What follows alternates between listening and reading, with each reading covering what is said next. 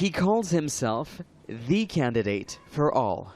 For supporters of President Macky Sall, this is more than a political slogan, but a message they'll now be spreading as the presidential campaign has officially started. Très confiant même. Why, I ask?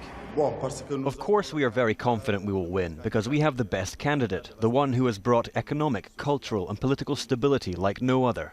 But this stability for the opposition comes at a cost. The leader of the Senegalese Democratic Party, Karim Wade, is in exile and convicted on corruption charges, while the popular former mayor of Dakar, Khalifa Sall, remains in jail. The opposition accuses Sall's government of using the courts to clamp down on political opponents. Nonsense, says former Prime Minister TOURE. This has nothing to do with politics. It's about mismanagement of public funding. And I think in his program as a candidate, President Sall made it very clear that he would like to make progress on fighting corruption.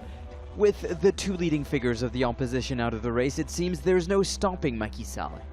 He's been opening one infrastructure project after another, jump-starting a now booming economy.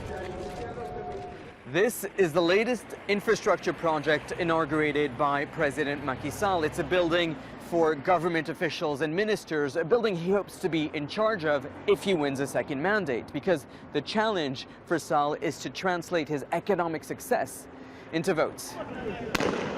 While the economy is booming, political freedom is shrinking, warns Amnesty International. Police banned several opposition protests. The four other candidates struggle to mobilize supporters, with many disappointed that Karim Wade and Khalifa Sall are absent from this race.